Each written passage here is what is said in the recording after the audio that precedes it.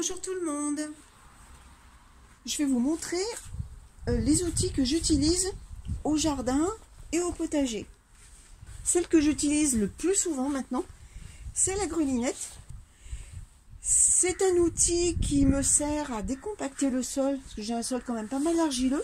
Ensuite, une fois que j'ai passé la grelinette, si jamais j'ai encore des grosses mottes, eh bien je passe au croc, qui est comme une sorte de fourche avec les dents recourbées.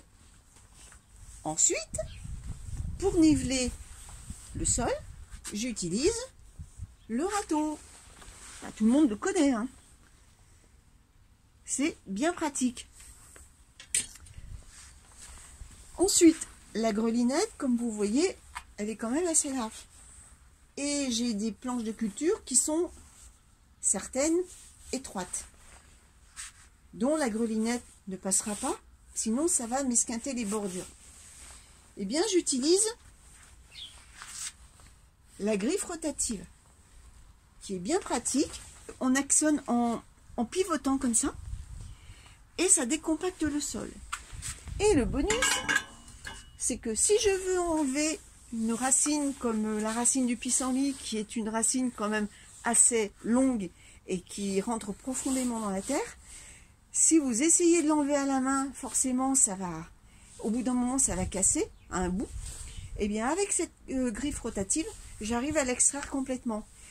Et le liseron, c'est pareil. Le liseron, j'arrive à enlever le maximum de racines avec, ce qui est quand même pas mal, parce que c'est vrai que le liseron, même si c'est une plante qui sert à quelque chose, quand elle est en trop grosse quantité, elle pose quand même des problèmes au potager. Ensuite, qu'est-ce que j'ai d'autre? J'ai la bêche, qui est comme une pelle plate. Et ça, je m'en sers pour faire des trous quand je veux planter, par exemple, un arbre ou un arbuste. Et ensuite, la fourche. Alors ça, la fourche, hein, c'est pour... je m'en sers pour remuer le compost. Voilà. Qu'est-ce que j'ai oublié? Ah ben j'ai oublié la pelle. La fameuse pelle, indispensable au potager. Pour une fois qu'on a actionné la bêche pour faire un trou, la pelle sert à enlever la terre plus facilement pour faire un joli trou. Voilà, et puis ensuite j'ai le sécateur. Alors le sécateur, je vais vous montrer quelque chose. Alors on a deux sécateurs.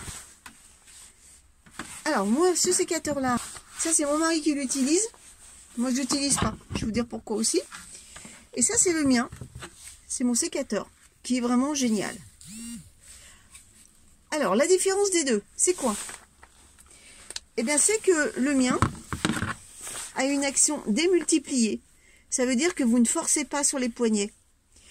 Alors moi je me suis fait 2 tendinites au poignet, merci boulot en usine. Et donc ça devenait vraiment pénible de couper avec un sécateur. Pour ainsi dire, j'y arrivais pas, j'étais obligée d'y aller à 2 mains. Donc j'ai acheté ce sécateur.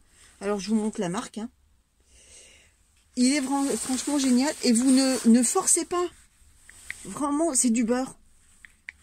C'est vraiment génial comme truc.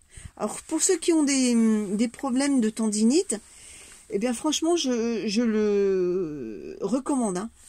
Franchement il est génial. Et puis celui-là, eh bien le sécateur classique, voilà, où il faut avoir des biscottos pour couper, parce que si la branche est un peu épaisse, eh ben je peux vous dire que c'est vous qui travaillez, quoi. Voilà. Bon, écoutez, c'est tout pour aujourd'hui. Je vous souhaite une bonne journée.